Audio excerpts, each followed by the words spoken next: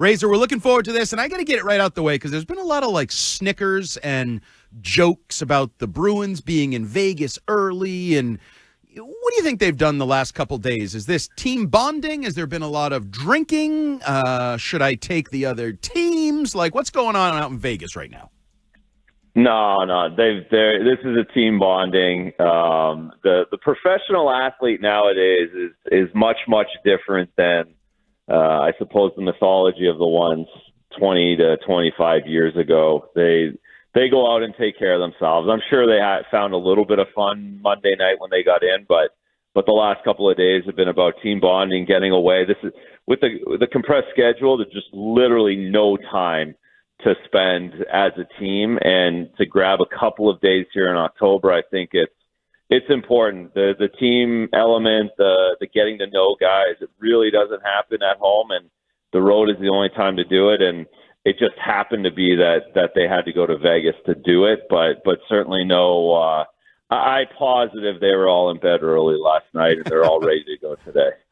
It's so funny, Razor, because in our father's age, it would have just been like, well, there was no real paparazzi, no social media to share shots of guys up at 3 a.m. at the Golden Nugget or walking with beers in their hand down the strip. And now they probably go for like a hike and a wellness retreat, probably a spa treatment, and maybe like a paleo approved dinner together for the bonding trip. I did want to ask you, why do you think Korpisalo was in net the other day in the Monday game? Like, wasn't there enough time that you probably could have played Swayman so he would have had 3 starts on the season, then 1 for Korpisalo, then given Swayman that extra time before the Thursday nighter in Vegas?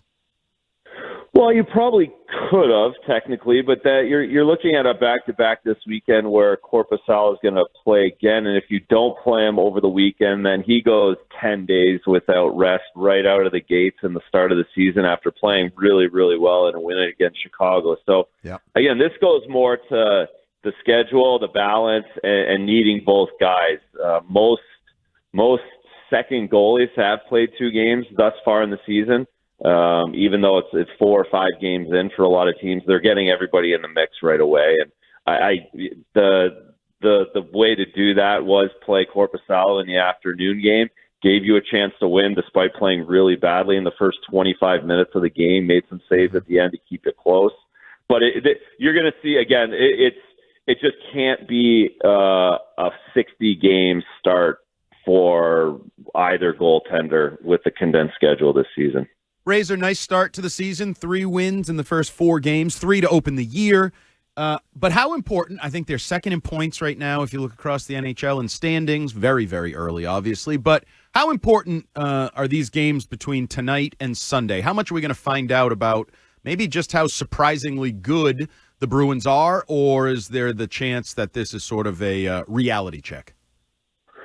No, this is a really tough trip for every Eastern Conference team that makes this trip, and there'll be a bunch of them that have to play 3 and 4. You get 500, you're more than happy. You're just trying to bank a couple of points early in the trip and maybe get lucky. I can't imagine any Eastern Conference team coming through and sweeping. And if you do sweep these 3 games, you're putting plenty of points in the bank above everyone else. So it comes down for me more about how they play. And again, if they play the way they did the first 4 games, they will find a way to get to 500. So I think we learned a little bit about this group even in the loss the other night, just how much they battled, how much they kept themselves in it at 4-1. We saw last season lose 8-1, 7-1, 6-1 on home ice, where the air went out of the balloon at 4-1. So I think it was pretty positive the other day. But like Coach Stearns talked about, this team has, and all the players for that matter, they have so much to prove. They have something to prove every single game, and that's getting better, and that's finding to grab some points. So again, I don't know what the proper result is. For me, it's 500. If they find a way to get 3 points in the next 3 games and come back home after it with 2 games over NHL 500, I think they're in a really good spot, and they've told the league a lot about themselves. I think a lot of us were impressed, if not had our minds blown on that Monday when you saw Pastrnak throwing his body in front of the net, like into the crease to stop a puck. Like, whoa, wait, does it say Char on the back of that jersey, or is that Pasta? That was great. And this sort of goes along with all the positive talk there has been about him becoming a more complete, better two-way player. What sort of strides and steps have you seen him take to sort of become a better all-around player, Razor? It's grown. He's grown so much as a player and as a person the last couple of years with no more David Krejci, with no more Patrice Bergeron, with no more Brad Marchand. He stepped and filled the void, and so much is talked about the culture and doing the right thing all the time, even if it doesn't matter, and it all pays off, and playing like those guys before you, and that's what David's done. That's Patrice Bergeron, right? Like that's what Patrice Bergeron would have done in that situation. He would not have given up like a Nikita Kucherov did on the Tampa Bay side. They ended up winning, but David ran him over with an empty net because he was going soft, and then in the save itself, like that's different than just being a superstar. That's being a leader, and I think it just goes to show how far he's come and how much he truly cares about winning and losing and not just scoring 50 goals every year.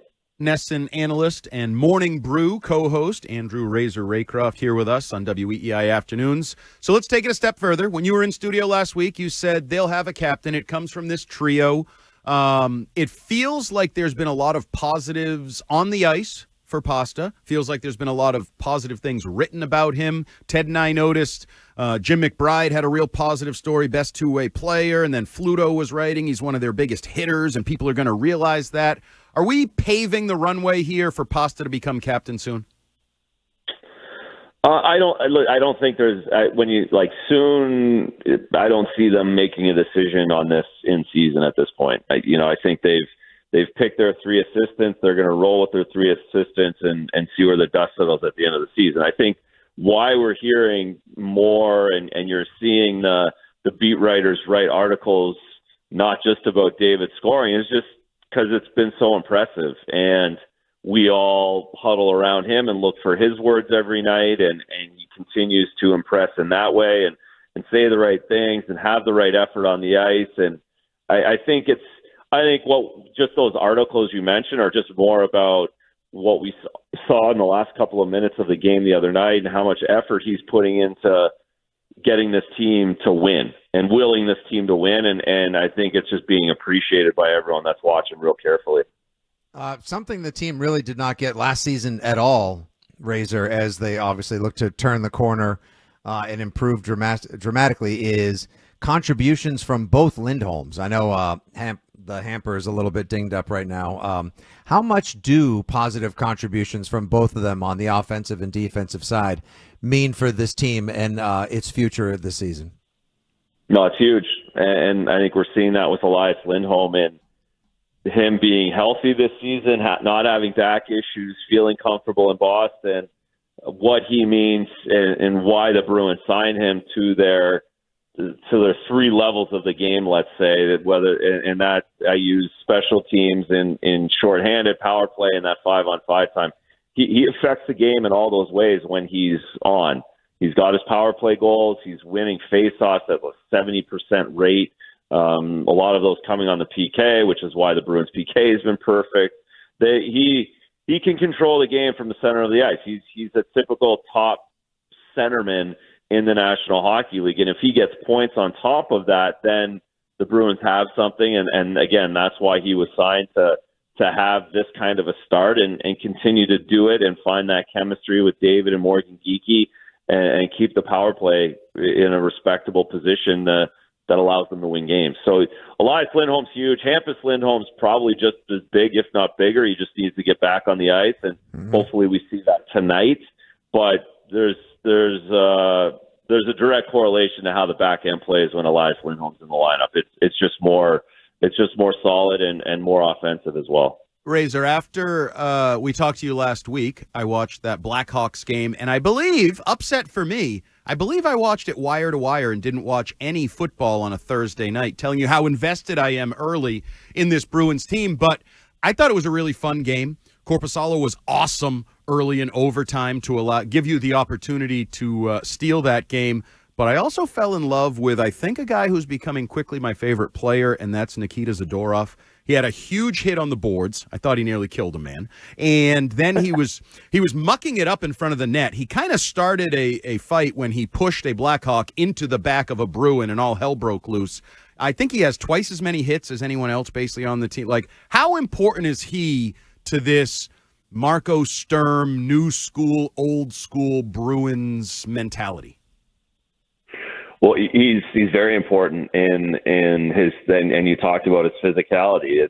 How Cam Neely and Don Sweeney and Charlie Jacobs have talked about how hard it is going to be to play against this Bruins team and piss and vinegar and everything else. Zadorov's at the top of the list, and he had 7 hits in that game on Thursday night against the Blackhawks.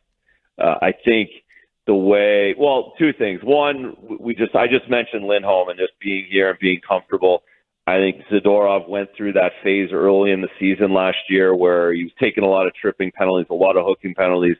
But at the end of the year, he settled in and was by far the Bruins' best defenseman when McAvoy and Lindholm were out of the lineup. So I think he's got that more. He's more comfortable here in Boston and really settled in.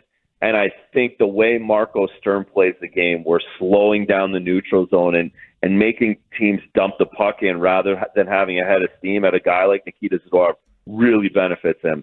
And it really allows him to close out. It allows him to be physical, and it allows him to play his game and not chase and not get sticks in the way. So I think he's a big beneficiary of the way the Bruins want to play right now, and he's also very sharp in his reads and his physicality. There's not many guys bigger out on the ice on a nightly basis, and he likes to impose that will on people.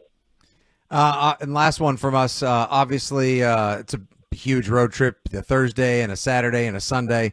You fly home, and then Tuesday, here comes your old pal back to the Garden. Obviously got his season off to a great start with 3 goals in 5 games. How emotional do you expect the TD Garden to be next Tuesday when Marshy's back in town? It's got to be. It's going to be crazy. I think, Zdeno Chara came back, but I think it was COVID or half COVID or not the same vibe. He was in Washington, which, had the rivalry at, 10, 15 years, but maybe not the same as this Florida. It feels like this one's going to be a big one. The return of a Bruins player that we haven't seen in a really long time. It's going to be really emotional, I think, for the fans, really emotional for Brad Marchand, somewhat emotional for some of the Bruins players. There's been a lot of turnover, so if you're only with Brad for a year or two, maybe not the same as a guy like David who had him a long time, but nonetheless, it's going to be pretty awesome in there on Tuesday night. And I'm looking forward to seeing the return of Brad, and he's going to do something. He'll be in the middle of something, and Yep. And that's what makes him great as well, and that's what's going to make it must watch. And that's why that game is on ESPN. But to get there, what's going to happen? Hey, we got pre and post on Nesson, though. We've got pre and post game on Nesson. Always, so I'll be there. I'll be there. On that. Yeah, thank you. How many points are they going to get out of these next 3 games, real quick?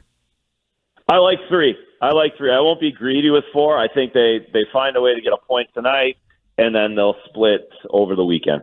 All right. I like your optimism. We'll see if you're right next Thursday. Appreciate you joining us. We'll talk to you then. See you.